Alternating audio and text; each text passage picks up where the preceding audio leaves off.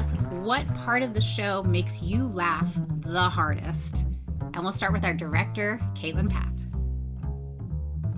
Hello, everyone. My name is Caitlin Papp. I use she, her pronouns, and I am the director of this show. And I think the part that makes me laugh the hardest is I really loved there's a moment where right before we go onto a ship and we do a song called Sail, and that part brings me joy every night. I'm going to popcorn it over to Kim. Hi, that's me. My name is Kim Schofield, she, her, and I'm the assistant director for Dracula. And I think what makes me laugh the hardest is probably the carriage scene, the second one. So if you've seen the play, then you know what I'm talking about. But just it felt like all of the acting, the movement, the sound, the lights, it all came together so beautifully for this ridiculously stupid scene.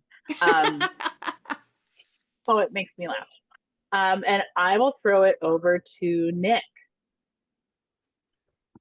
Hello, everyone. My name is Nick Mandrakia. I use he, him, his pronouns. I play Harker in the show, which has really been truly one of the greatest things that I have performed on a stage. So thank you to Caitlin for casting me in this wonderful role. My favorite part in the show, I mean, gosh, it could be pick your poison. There was a couple nights ago where I did admittedly have to turn up stage because something broke me so hard that I did not catch in previous shows prior. But I would say the entirety of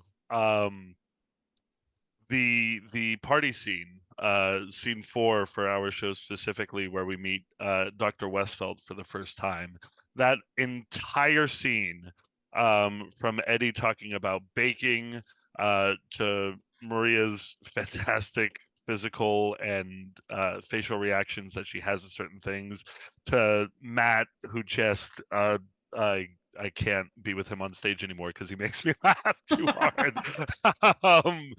But yeah, that scene is definitely the one that I have a hard time dealing with. And now I'm gonna pass it over to Matt.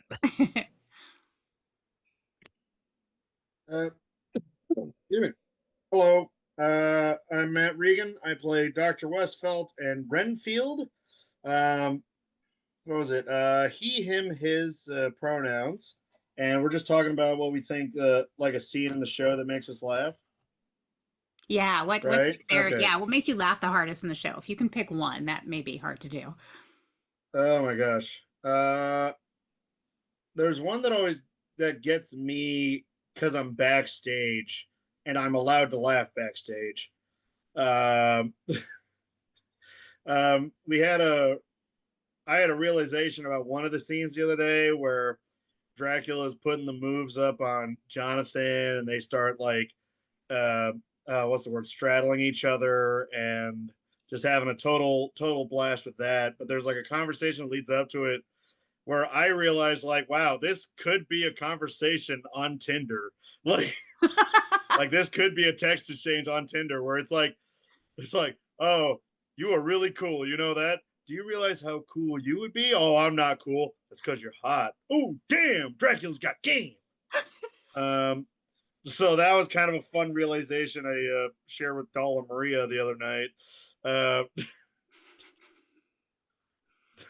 Yeah, it can be a conversation on Tinder, and then someone sets it to music, and then it goes on. Yeah, exactly. On TikTok. Yeah, yep. Yeah, you know, if Tinder texting had music, maybe it might be more fun. I don't know. I'm gonna popcorn it over to. I got here late, so I don't know who's already gone yet. Javier, is Javier gone yet? No, that's good. All right, Javier.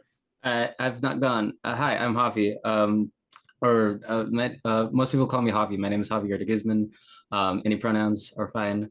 And the bit that makes me laugh most in the show depends on the night, really. But I think one that gets me pretty consistently is just this one moment. I don't remember what number scene it is, but it's when Dracula goes into Lucy's bedroom, and like they're sort of like rolling around on the bed, and Maria plays Lucy, like sort of like straddles him, like and is like, count, stop, and I'm just like that bit specifically always gets a chuckle out of me. So yeah. I think I'm gonna I'll pass it over to Eddie. Okay. It's hard to choose. I got extra time to think and I can't choose. I think any scene where most or all of us are on stage together, because I think we work together so well to just create it's such a generous cast where I think we all want each other to have our moments. So carriage scene or party scene, I think is my choice. I know that's me. Is that a cop out answer? Because people have said it already. Because I love I think so many of those scenes, like the party scene, I don't know what anyone else is doing because I'm deep in bread making.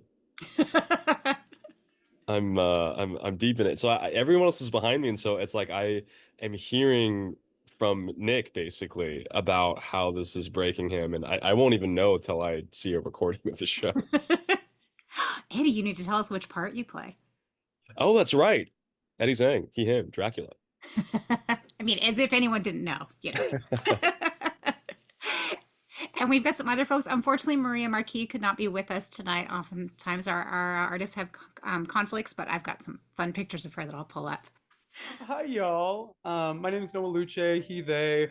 I worked on the intimacy for the show, and I had the most joyous time with this cast.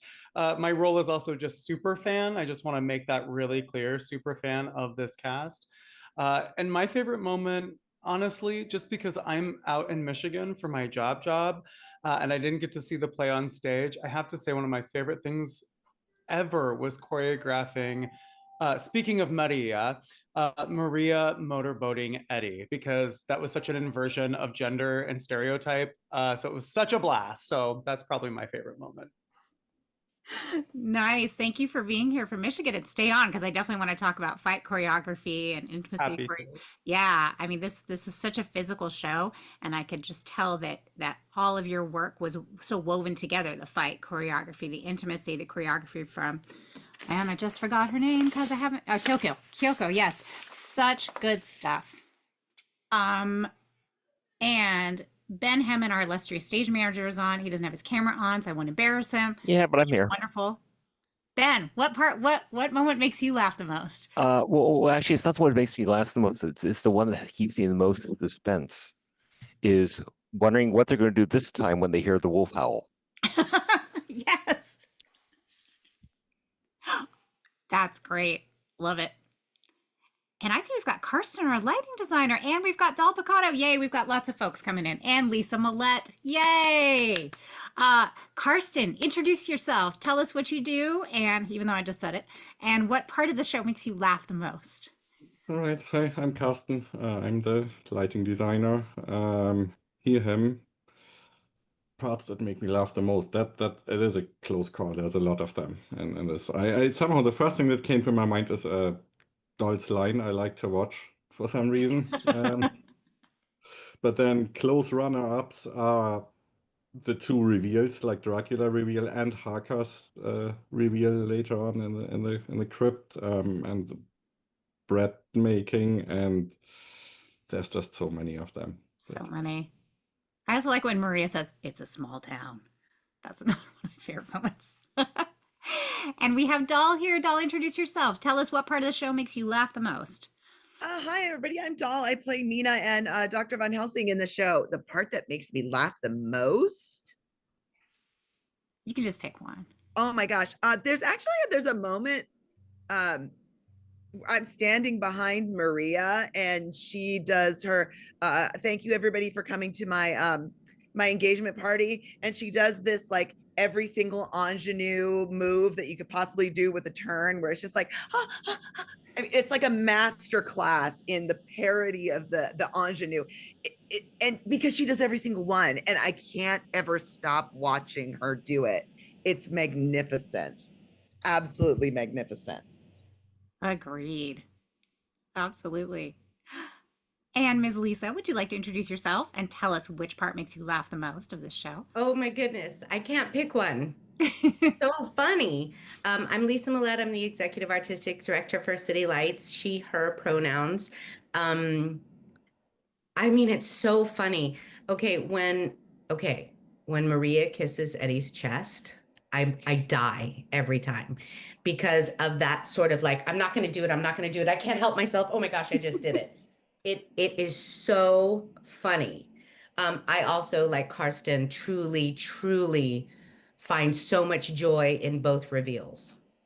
I also actually love it in the thing over in the ship with the music and the light comes up when Doll is doing like on my butt. Yes. And then the legs.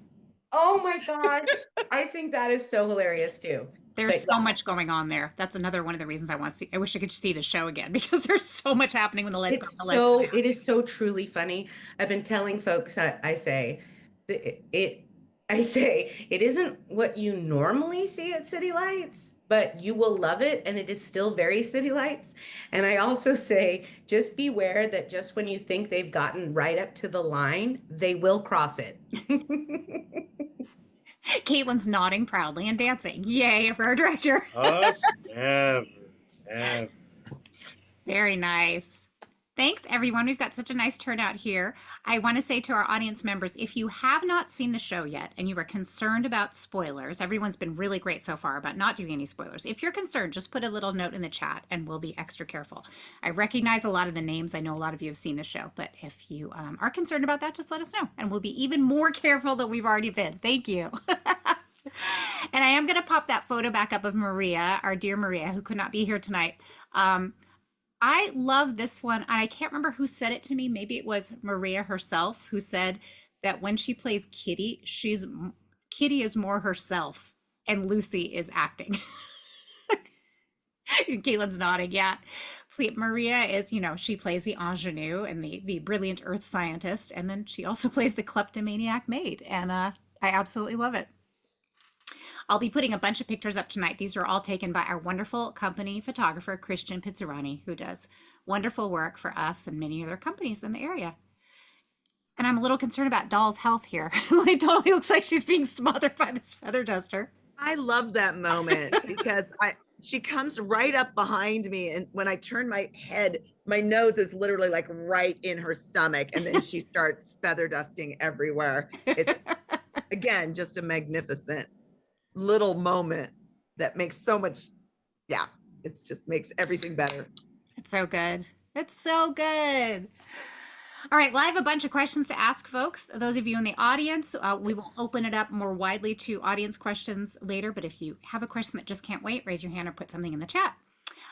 I love introductions. We always take like 20 minutes on introductions because they're fun. But now we'll officially start our talk back. And I would love for Caitlin to start by telling the wonderful story of how she saw this play for the first time, because it's like all these wonderful moments of synchronicity. I love this story. Absolutely. My pleasure. Well, I have to first say that City Lights is my artistic home. So the opportunity to ever work at City Lights, I take happily. And the other thing I would say is that we are almost also like a family. So we text each other. I'm going to start there. So I was on my way to London for doing a research trip on my master's thesis. It's about a play called The Roaring Girl. It's incredible. And so I was going all around London, but I was going to see some shows and I didn't want to just see Shakespeare. So I had a friend who was like, oh my gosh, the West End has this amazing show. It's super funny. It's called Dracula Comedy of Terrors. And I went on my little Today Tix and I was like, oh, there's tickets available. I'm going to get them months in advance. Like this is January. So I finally I'm in London in March, and I'm about to go to the show. I'm all dressed, I'm ready, and I get a text message from Lisa, and just saying hello and checking out how I'm doing, but also asking if I may be interested in directing this, silly comedy. It's about Dracula. You probably haven't heard of it. And I was like, Lisa, what is the name of this show? And she's like, oh, Dracula Comedy of Terrors. And I was like, not only am I interested, I am about to get on the train to go see this show. And so it was really exciting because the first time I got to go see the show, I had in my head that I might be directing it if I loved it. And if you've seen this show, you understand that kind of it's not a show that you can feel ambivalent about. It's not a show you can be like, that's fine. It's a show like I laughed. I was sitting by myself and I laughed for 90 minutes straight. And so I fell in love with the show immediately and was like, I texted back, making sure that the time change wasn't screwing up Lisa. I texted her and said, please, yes, please, yes, I want to direct this, please. And I had no idea she was even away. Like, I didn't even know she was on a trip, let alone, let alone. It was such a weird coincidence. It really was. It was meant to be. We tried to get the rights and we were denied. And I don't like to take no for an answer, anybody that knows me. So I thought, I really want to do this show. What should I do? So I went and I looked on the website of the playwrights, and they had one of those, contact us, write a message here thing. And so I said, hey, we were denied the rights to your show. And not only do we really want to do it, but I think we would do it really well. And nobody's done it in this area. And I don't know why we didn't get the rights, but we didn't. And is there anything you can do? And then we got the rights. Wow. Did the playwrights ever respond to you, or you just got the rights? No, they didn't respond, but that's how they responded. That's how they responded. That's amazing. I didn't know that story. Yeah. It was so meant to be. It was meant to be. And then Caitlin had this fantastic turnout on auditions. Didn't you have like 60 people auditioning for the show and just so many good people? It was a wealth. Well, first, the Bay Area is incredibly blessed with the amount of talent it has inside of it. It's really just this incredible microcosm of just absolute stunning talent. And so I think I even told Lisa, but certainly Kim and I talked about it. We could have easily had 10 different casts based on just who came to auditions, and it would have been a great show. It'd have been a great show. What was really clear to us as we were doing during the casting was that there was something incredibly special about these people. Like everybody was amazing and great, but it was these people that it was like, this is what this show needs. And it was once that it was just, it all has felt serendipitous. Like I will always state, when I saw Eddie come in that callback room with his shirt down to his navel and started talking like Dracula, I think I just looked and was like, okay, done. That was easy. I was just late. I had to get dressed in a rush and I forgot the button. Eddie, I want this to be true. In my mind, this is true. I want this to be true that you have been going around practicing this accent everywhere, like when you're ordering coffee or like when you're at work. Please tell me this is true. I just leave voice notes on dating apps in the accent and I don't explain it. Oh my God. I love the accent. Yeah, and you just have these people who the chemistry of all these actors on stage is just bam, bam, bam. It's so good. And I would say that Noah could probably attest to this as well. Somebody who came into the room, meeting these people for the first time. And one of the things that just made a lot of the intimacy specifically very easy this was a group of people who so easily were ready to feel comfortable and just jump into the space together and play. Absolutely. And have each other's backs. We had Javi went on for Nick this past weekend. That was Nick had a conflict that everyone knew about, and so that was planned. And then we have like 4 understudies in total. Javi plays like 100 roles. I can't even keep track of how many. Caitlin is also understudying Doll's parts, and it's just like you just feel like everyone has each other's backs, and that's a wonderful feeling. Actually, Javi, I need to know how many parts you do play. I'm going to pull this up. I love these two. I love the what is the name of the character in the green? Is it the Gravedigger? Yeah, that's the Gravedigger. The Gravedigger. Yeah, I don't want to say what the Gravedigger's funny line is, but it must be every time. You'll just have to come to the show. How many roles do you think you play? How many roles? I have the driver. I have the bosun. I'm counting puppet guy as I count that as one role because I don't think you should split those 3 up ever. And then there's the Gravedigger, and I'm obviously Nick's understudy. It's a lot. Yeah. So and first scene carriage driver. I think I said yeah. I love the puppets. I mean, I was just like, this show has to have puppets. It's so perfect. And I love the scene where you're the 2 puppets and your own character, your own head, and you're just alternating the different accents. It's so good. It's so good. They're so fun. There's and a shout out to our props person who built those puppets. Yes, Laura Merrill. I have some photos later where I'm going to shout out a bunch of different designers because this is a fantastic team. Laura has worked with us before. I interviewed them and did a story about them when they did all the sandwiches for Clyde's and like the prop bacon that you could stretch like 4 or 5 feet long. Laura is kind of a magician. Thanks, Ben. Yeah, great work, Javi. All right, let me turn this off here.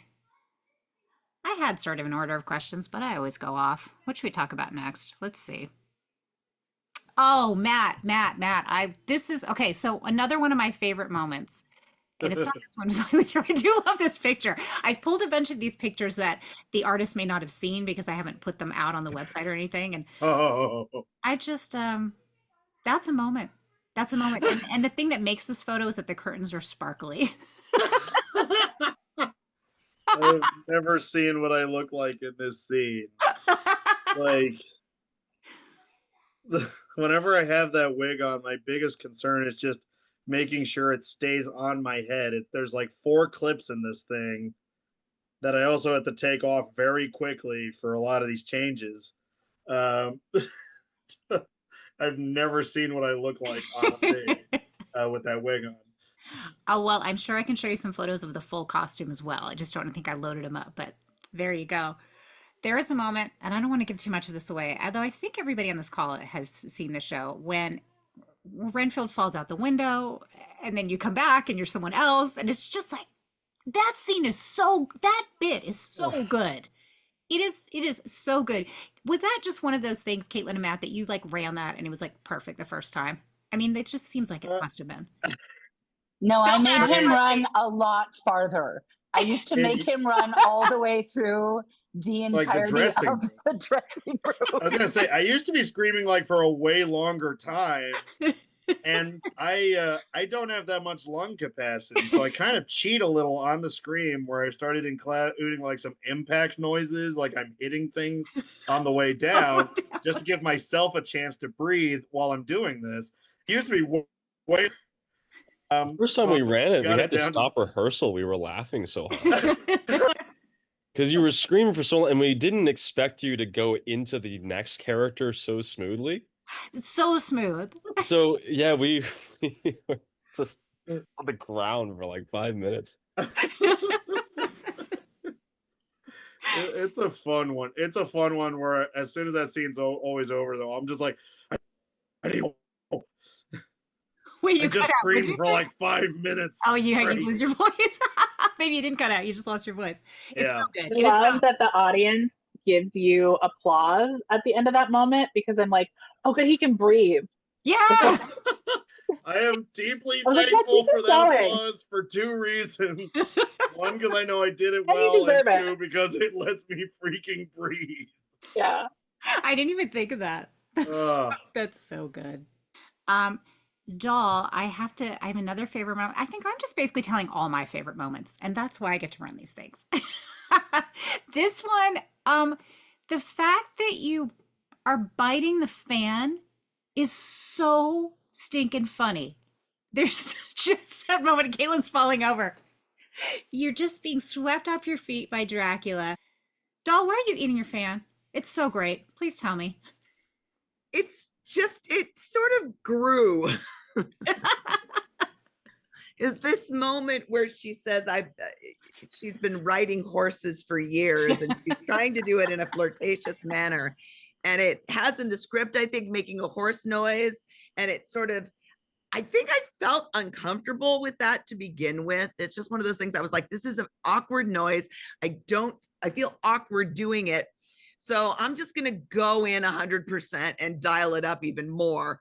So I ended up doing like a horse whinny. I do a hoof beat on the ground, and then I spank myself with the fan like a riding crop.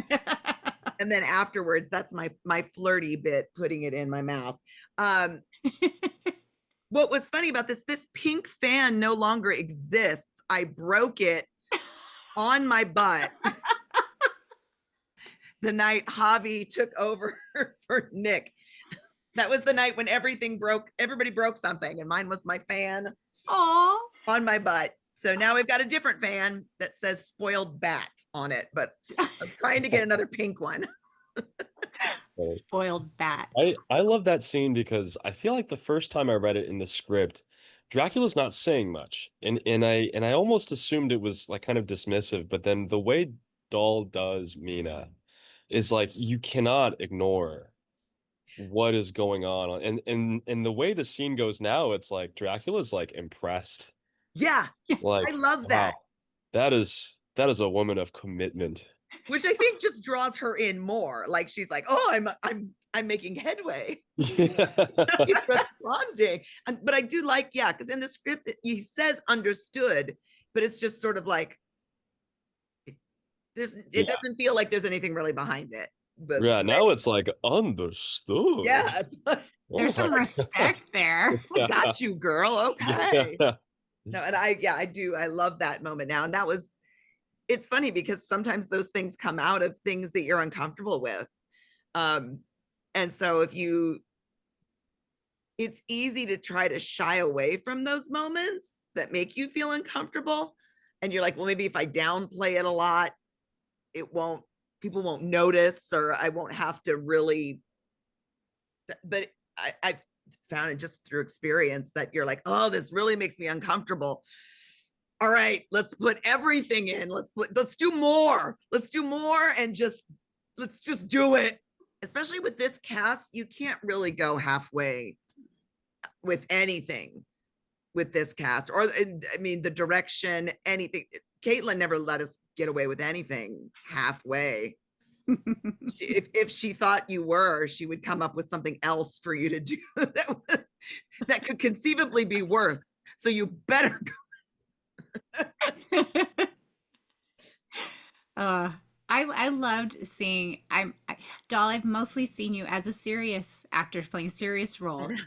I think of Doll as this great director and Shakespearean dramaturg. I've seen you in Agatha Christie. I've seen you direct Agatha Christie, and it was such a joy to see you just being so goofy. I think it was just like letting your hair down. Well, partly, but I think a lot of people too. People think Shakespeare's really serious. He's not. He writes a lot of fart jokes, like a lot of fart jokes. That's fair. In his tragedies. So yeah. So I mean, you get that reputation, but yeah, no, I love the novel Dracula. As far as like being a lit nerd, like I have studied the book extensively and love it. So just being able to come in and play with all those conventions and still go backstage and discuss it with the cast, in an intelligent manner it's great. I mean, it's got everything. There's everything here. Even a Taylor Swift line. Even a Taylor Swift line. Come on. Yeah. Pretty good. Good stuff. All right. I want to pull up a photo of Eddie and Nick that I think they've seen because I've had it out in the world before. I just like this one a lot. They're so sweet. Why can I not spotlight it? There we go.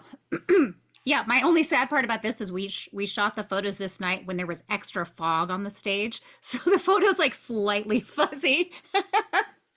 But it's a great shot. I think the two of you need to team up again in like 10 more shows. I mean, maybe The Odd Couple. I'm seeing The Odd Couple, the producers. What do you guys think? Right? We're gonna write it. Yeah, Have we're you gonna worked have our together? own version. Yeah. Have you guys worked together before? First Nope. time. First Oh, time. first time. It The was such a chemistry's cool, fabulous. you know, it was so cool because I really met Nick when we both saw another show right before rehearsals had started. And you know, you just meet someone sometimes and you're like, oh, the energy, the vibes are good. The vibes are right. That we're gonna come up with the most unhinged possible. And then sure enough, yeah, we get us on stage and that's exactly what happened. And backstage. Yeah, so when we had found that we were cast in our respective roles, it was I had seen Eddie's face recently appear in a few productions before this one. And I had to text Caitlin. I had to let her know because we ran into each other. We were all the way out in Marin.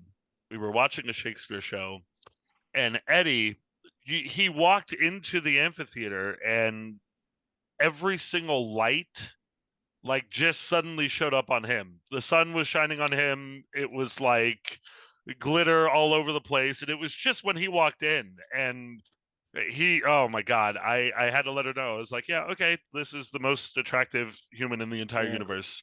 This is who we have in our show. Eddie walked into that theater saying, "This is the skin of a killer, Bella."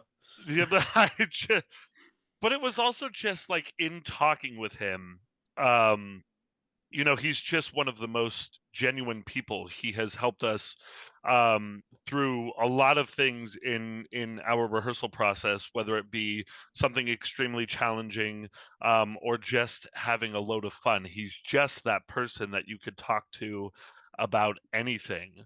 And I can attest to, you know, the physicality of what we do together in this show because there is a lot. I'm, you know, 6'3", probably 270 pounds. So it's a pretty big dude to be dealing with on stage. And the character of Harker is very timid. He's very reserved, to which Eddie is not. So to figure out how I'm going to make myself look smaller was challenging, but also easy because Eddie has a lot of muscles. So it's very easy to see why he would be able to manhandle and do the things that he does. But it's just I don't know. It's for me, it's just such a special connection that we have together just based off of the time that we share on stage. And I already trust that any decision or question that he responds with or answers back with, I trust 1,000% as my scene partner, but now as a close friend of mine, to which I can say, Well, you know, I'm not letting that compliment go unreturned, which is to say that Nick, crazy. No, we have a time limit. yeah, when we're running the clock out on you getting complimented, Nick, Aw. which is that Nick is just, I think, like the cast hype man for anything you can imagine, anything you can think of. You come into the theater and you've had a terrible day, and Nick is right there. And Nick's also had a terrible day, but suddenly you both just feel amazing because you know that you're, I mean, not just safe with Nick, but that there's something positive on the other end of whatever you're about to do with him or hear from him. And that's incredible to have. I feel like most people on a daily basis don't run into someone like Nick. And so the fact that we get him every day is a huge part of how the cast was able to bond. Um, you know, like for everything nice Nick just said about me, like I was just still, I think, a little reserved. This was one of the first casts I've worked with where I just didn't know many people from before, and Nick was the welcoming hand into meeting everybody. I feel like I know everyone because of Nick. And so may we all be blessed with a Nick in the cast that we work with. It was incredible. And then, on the note of us working together, I think our feeling out our physicality, a huge part of that is, I think, Nick just being really good. And then the transformation, low-key spoiler alert, the transformation you will experience in Harker towards the end of the show was also just a cool, I think, a incredible result of the work between Nick and Noah, which was cool for me to watch. Just like, oh, how do you play someone so deeply inhibited and then so liberated, and do that at the drop of a hat within about the time span of a quick change backstage to spin that it's so gratifying to watch every night. Oh, this is so nice. I love this. I'm supposed to be sweating in the show. I'm not supposed to be sweating in a talkback from home. Aw. You're just a sweaty guy. Well, let's talk more about that physicality because we've got Noah here, or sorry, then our intimacy. Is it what's the right word? Is it intimacy coordinator? Choreographer. A choreographer. Okay, thank you. Yeah. Yeah, it's a role like that the people weird don't always know semantics about. thing. Yeah. Well, so Nick is our fight choreographer, and you're an intimacy choreographer, and we had Kyoko doing more of the dance. But I especially I loved how all the physicality just wove together so well. I felt like the three of you must have been working together, which is great. And we've had a lot of questions from our audiences who don't know a lot about what an intimacy choreographer does. And Noah, can you tell us a little bit about your process and how you worked with Nick? Absolutely. So what's interesting is the three of us didn't work together all that much. But what's really interesting is I think that goes back to speak about this cast and this director and the openness in which they all work. And so all of that work filtered so beautifully through them. For me, my work as an intimacy choreographer is really informed by the director. And I've known Caitlin for a while. And when Caitlin asked me to be a part of this project, I was like, Caitlin, I'm going back to Michigan. And Caitlin's like, great, you're going to do it. And I was like, oh, okay, great, I'm going to do it. And I'm so glad I did. This was the show I kind of needed. I spent a summer doing very serious work. And so being able to be silly and ridiculous was a blast. And my process, a lot of it is I start with research, just kind of like a dramaturg. And speaking to Eddie and Nick's pairing was really interesting because Dracula Comedy of Terrors has been in my little queer heart for a while, specifically just because I follow certain people. And funny enough, Dracula is usually presented by a very tall man and Harker by a very small man.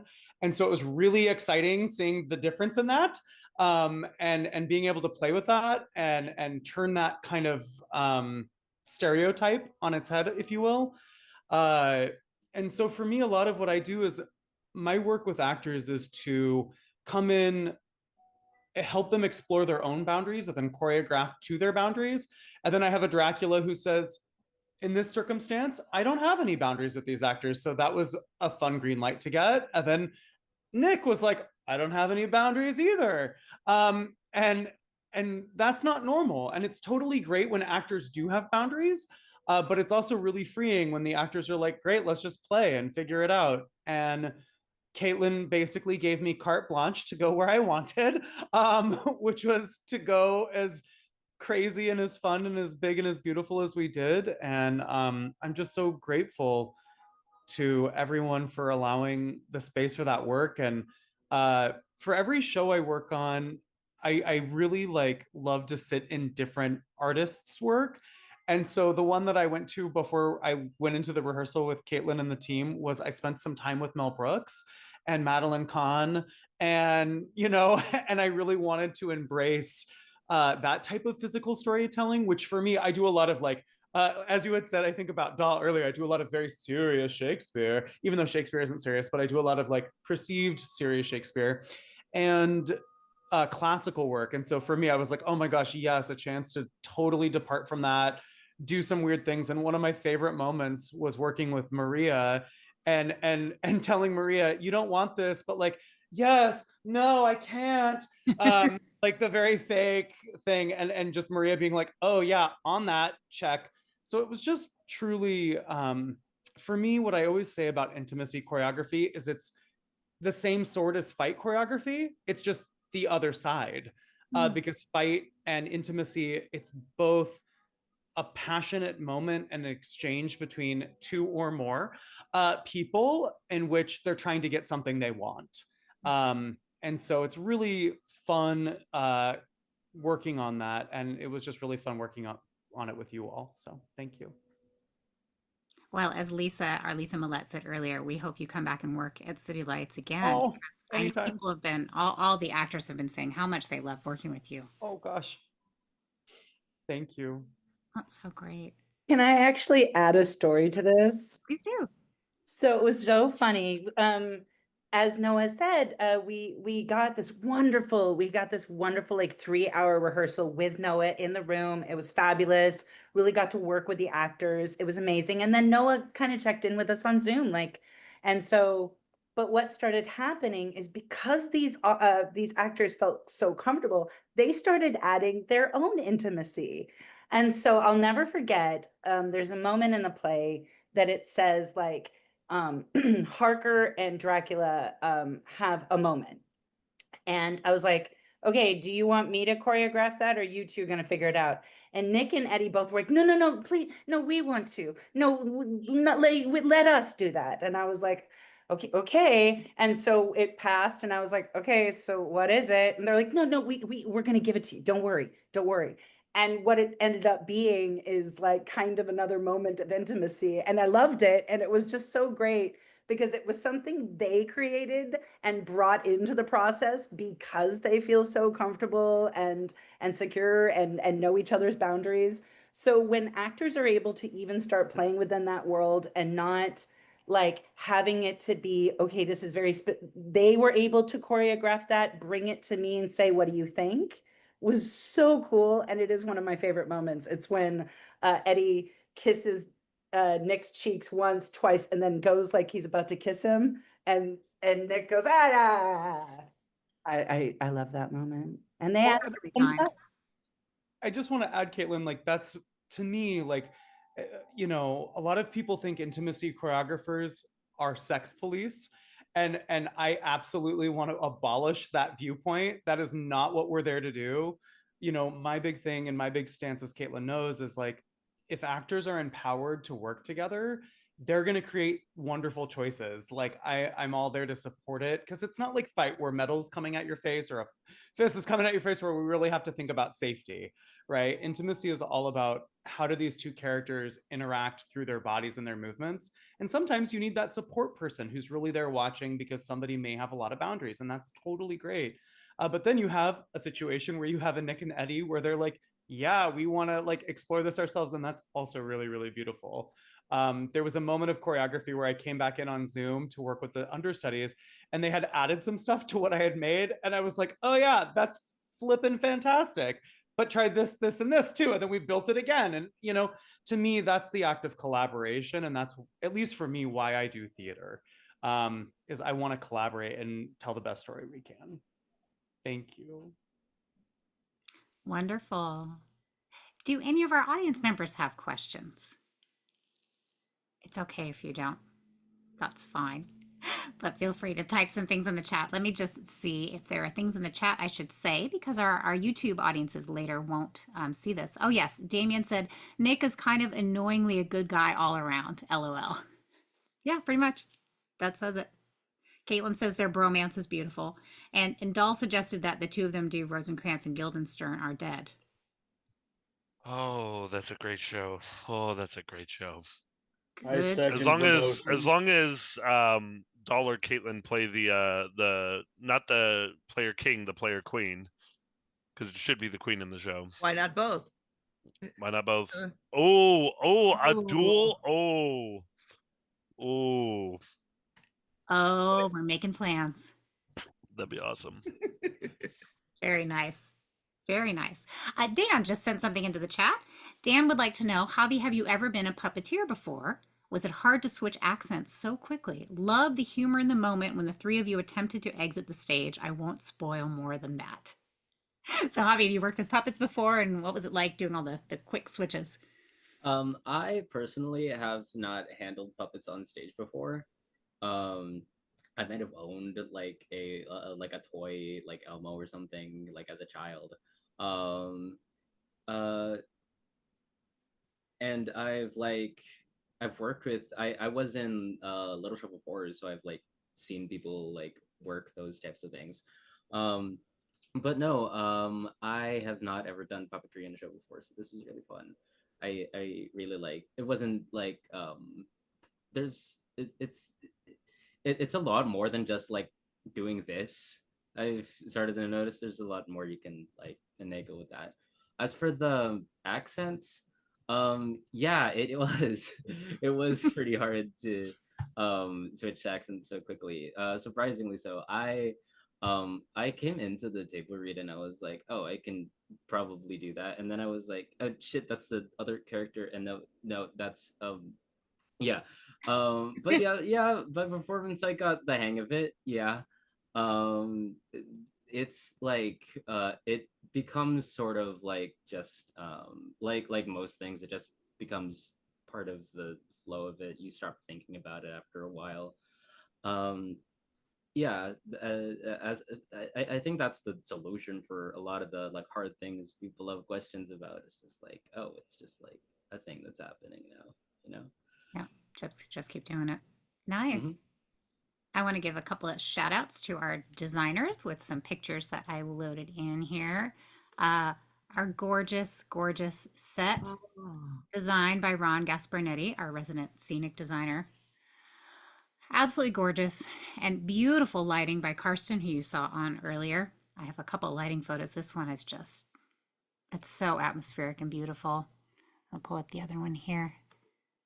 I love the lighting when we're seeing Dracula for the first time. We've just, it's a party, it's a castle, like there's so much going on. The set and the lighting work so beautifully together.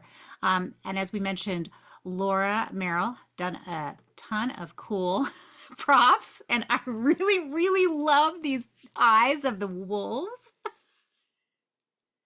It's one of my favorite moments. That is easily one of mine, and all it took was for Caitlin to go, "Hey, Maria, can you just drop one of the eyes a little bit or move it off to the side?" And when it glows, it is just, oh, it's the greatest thing in the world. I said, can you make one of them look like Ed? So if you know the Lion King, one of the Who's my favorite? hyenas is a little off. And I feel like we need one of you to be Ed. Yeah. So one of them's Ed. Yeah, and I would interject here also. I mean, this was also, for this prop especially, was a coordination between both Karsten and Laura to Yes, both thank you, pieces Ben. together. Thank you, Ben, our stage manager, pointing that out. Yes, yes. And then Damien says in the chat, do Ron and Karsten ever do bad work? No, no. Same goes for Laura, and same goes for our costume designer, Chris London. Doll, which is, I know it's a tiny bit of a reveal with this costume, Doll's costume, but it's so good. It's so good. All the costumes are so good. I went to pick out one photo to show how good the costumes were, and it was hard to choose. Okay. Doll, I need you to wear that hairpiece like more often. I need you just to wear it out in the world. Were you going to say something? You're muted. I was like, done. Done. Very nice. Yeah, your entrance as Dr. Van Helsing is just, that's amazing. That's everything. And then there's a moment, oh yeah, where everyone's holding a torch except Matt's holding a pipe. And I was like, yeah, not a torch, a lantern. Like, yeah, that's about right. I mean, I only have two hands. One of them's for the horse, and I hold the pipe in every scene I'm in. So, you know, the pipe stays. The pipe stays in hand. Absolutely. For every scene I'm in as that character. I don't think Renfield smokes, even though he definitely sounds like he does. No. Yeah, so just a fantastic team all around. This is a wonderful team. There's just so many moments. I haven't put it out in the world yet. I think it's okay to mention this in front of everyone, but we did get a really nice review in the Mercury News, which I was not surprised about because I saw how hard the critic was laughing on opening night. So that's really good. I didn't see it. I must look. Yeah, I know some actors don't like to look, and designers maybe don't like to look. So We're all I'm just Googling it now. We're all Googling I it. know, I know. But if I just say it's a rave review, I think that's fine. And yeah, we've got a few more minutes left. If we have any questions, that's fine. If any of the artists have other fun stories that they want to share, backstage moments, rehearsal moments. I loved Eddie's story about that Matt going falling out the window and how you guys were all laughing backstage. Any moments that stand out? Caitlin's thinking. It's so funny because so one of the things I loved about this working with this group is that usually as an actor or as a director, you have to ask for your actors to give you more, like, okay, great, but can you build on that? Can that be bigger? And this is one of the casts where the first time I was like, I think we could maybe pull that back. Maybe, I mean, not that much, just, and then I'd be like, no, put it all back. No, just go for it all the way. And so for one of the best parts, and it's very rare, but during Tech Week, which are really long days, there's Saturday and Sunday, they go hours and like, I think Sunday was 11 a.m. to 11 p.m. It's a long day. And all I listened to while I was sitting, like we were figuring out lights and sound and all that, was those actors laughing and talking and just keeping each other like happy and positive. It was the most positive and wonderful tech weekend that I've ever had in my life. And it was because these actors were just so ready to not only make it a good experience for themselves, but also for all of us, the creative team, and just kept the mood light and happy and silly. And so we had, even Tech Week was amazing. It's a show that we all need right now, this kind of show. We made Lisa had to leave. I'm sure she would second this, that we made a conscious decision this season at City Lights to have more comedy, give people more laughter. And we so need it, and it's so good, and it feels so good. And you were all, now Matt, did you just hold your pipe? I saw your hand go up. That was the K-pop heart hands. Like, yeah, That's what that was. Yeah, okay. Yep. You learn something new every day. Oh yeah. Very nice. Anybody else have anything else to say or to ask? Damien says, congrats to cast and crew to an absolute blast of a show. Enjoy the heck out of the rest of the run. Very nice. Thank you, Damien. All right. Well, we have a couple weekends left. Sales are very strong, which is wonderful. For those of you who haven't seen the show yet, don't be discouraged if you see that the center section is full, which is the case for most of this weekend, because our theater is small, so seats on the side, you still have a great time. There's not really a bad seat in our house. So, and if an evening does sell out, we start a wait list at the door a half hour before curtain, and we're often able to get folks in that way too. So come and see it. Tell your friends, friends, and come on back. We will be next on the Zoom room after the holidays. No, not after the holidays. I just skipped a show. Over the River and Through the Woods is our next show, and that's November and December. I was thinking ahead to our January show. Over the River and Through the Woods is our much more family-friendly show, I have to say. And it is a very sweet family comedy. It's warm and it's witty and it's bittersweet and it's lovely. So please do come back. Thanks, everyone. All right. Have a good night. Have another great weekend. Bye.